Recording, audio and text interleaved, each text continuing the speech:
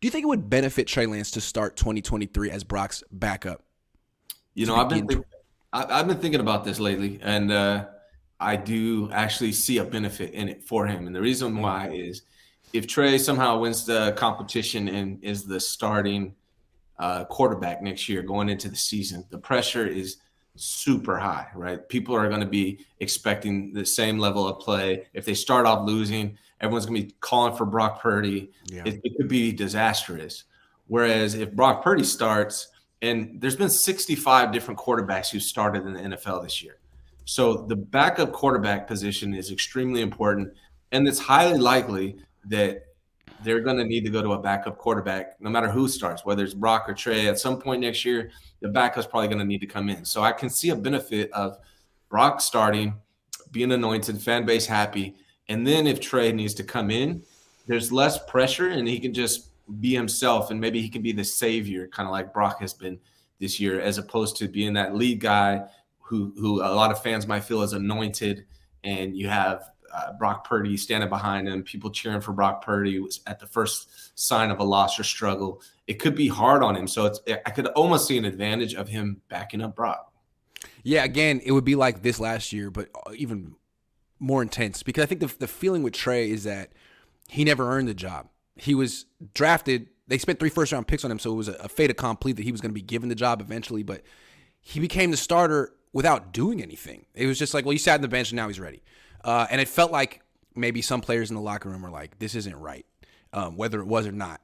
I thought it was right, but it was always, it maybe felt a little artificial, and same thing now. I mean, Brock Purdy's on a historic run. He's winning playoff games, essentially. Now he's going to go to the playoffs. I don't see what Trey Lance could do in the offseason that would trump what's going on right now in the season, unless Brock Purdy freaking falls on his face in a couple of weeks in a way that I don't see happening. So, yeah, I don't see how you can just insert Trey into the starting lineup. I don't think the locker room would accept it. I don't think the fan base would accept it. I don't think the coaching staff would want to do it. But if Purdy comes out next year, that there's a book on him, he struggles, he gets hurt, whatever. Now there's no pressure on Trey Lance. He comes in, he's a savior. Everyone loves him. He's everyone's favorite player. I think that's a good call. The other thing, though, is the catch-22 I alluded to with Trey Lance. He needs experience. He's the least experienced NFL quarterback ever, still. And now he's going into year 3 of his career, and there's a possibility that one will be spent on the bench too. At a certain point, that's going to ruin his career, I think, if he can't ever play, because he didn't even play that much in college either. And if he turns out to be a bust, you could point to this. Well, he's a guy who needed experience, who didn't get experience. And you got to blame the team. Now, it didn't hurt the team because they found their guy anyway in Brock Purdy, but it really hurt Trey. And I'm afraid that, if this were another sport, he could go to the G League or the minor leagues and get reps. But in football, you can't. The only reps you get are in practice, and that's not football. It's not. So I'm a little concerned for Trey here. Guy needs ID to get ID, can't get ID. Yeah. It's not going to work, Yeah, I can see it, man. It's definitely possible. If Brock Purdy goes into the playoffs and loses the game, he's the reason that they lost. Like those 2 interceptions at the wrong time or something like that. I can see Trey Lance coming out as the starter, and that's still a possibility. Right now, to me, it's feeling more like if Brock Purdy continues at this pace and has the same performances that he's having now in the postseason, that is probably going to be Brock's team to start next year. But again, 65 different quarterbacks have started or played in the NFL this year. And there's going to be another opportunity for Trey Lance. And that's why it's so important to have a good backup quarterback, and why it's so important to have both of these guys on the team next year, especially for as cheap as they're going to be. Also, look at Jarrett Stidham yesterday. He's been developing on the bench for 4 years. 4. Hasn't played with the same coach. All of a sudden gets an opportunity. Looks good. Looks like he's been playing. So, let's not write off Trey Lance. Maybe the Niners can develop him on the bench. The Packers developed Aaron Rodgers on the bench. The Niners developed Steve Young on the bench. It's been done. He's very young.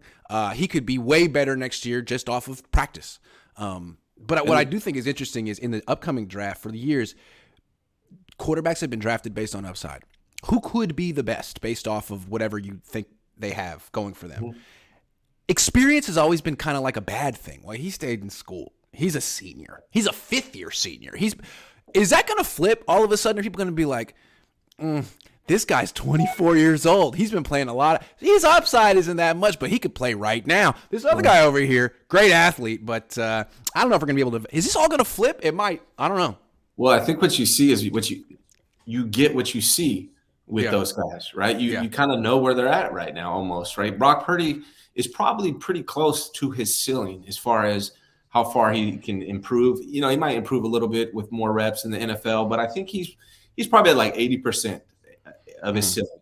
Whereas Trey Lance is probably like 50, 60% of his ceiling. If that. You know, if that, right? Yeah. But something to keep in mind too, with Trey Lance and Brock Purdy, a lot of the stuff that Brock Purdy has, it's possible, it's not guaranteed, but it's possible those things can be learned with experience. Whereas the things that Trey Lance has, that's just natural born talent that you can't really learn with experience.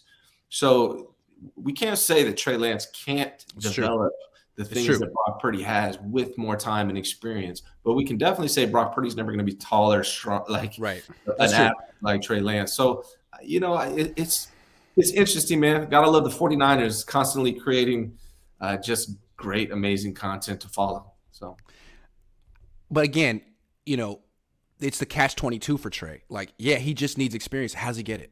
How does he get it? Now Brock's in his way. And these practices, I mean, it's something. It's not nothing, but it's not 100% what he needs. So he's a very interesting case. I hope the Niners can figure out a way to get him some experience because that's 100% what he needs, and he just might be great. He might be way better than Brock if he gets it. But how many years of experience is he behind Brock? How many years would it take Trey Lance playing full seasons to him to get to the point where he had the same level of confidence, awareness, and field vision and poise that Brock has right now? Maybe 1, maybe 7. I have no idea. Neither do the Niners. My gut tells me 3. He probably needs about 3 years, you know, to get to that level of confidence and experience. You know, but who knows if that's accurate. And here's one more thing too. If people are like, some people are like, hey, the Niners should trade Trey Lance. They can't. If they were to trade him this offseason, they would have $11 million. His cap number is 9.3 next year. If they trade him, they'd have $11 million in dead money, and they would create $1.7 million in cap savings. He's here. You're not getting cheaper at the quarterback spot. He's here. Yeah, and I'm glad he's here. I think it would be an absolute mistake to trade Trey Lance. You know, unless you get like 3 first-rounders or something, then you got, okay, fine, let's do that. But no one's going to.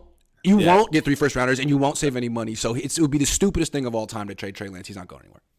Yeah, but at the same time, from Trey's perspective, that might be like, damn, man, like I'm gonna be on the bench again next year. I can't request a trade, not that he would, but like, man, I'm never gonna play football ever again. God, what did I do? Why me?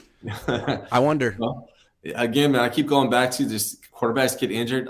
I definitely would. I would be highly surprised if Brock Purdy plays 17 games next year if he was the starter. So I think Trey Lance is going to get his opportunity. And who knows, man? Maybe Trey Lance balls out this offseason. Maybe Brock Purdy falls off this postseason. So it's still a lot to be determined. But I don't think we've heard the last from Trey Lance, even on the 49ers. I think he's going to get some games. I agree. I think what we're seeing in the NFL is you need 2 quarterbacks. Yeah. You need either 2 quarterbacks or a really good backup. Look at Philly right now. They thought Gardner Minshew was good. They're falling apart. Look at everybody. Look at freaking Baltimore. Look at, you know, everybody's damn near every team has had a need to put in a backup outside of maybe the Bucks. Who else? Is you know? Yeah. I would say, I mean, Kansas City, Buffalo. But really, I mean, if you don't have that, like you probably need 2. And the Niners have 2, and that's a good thing.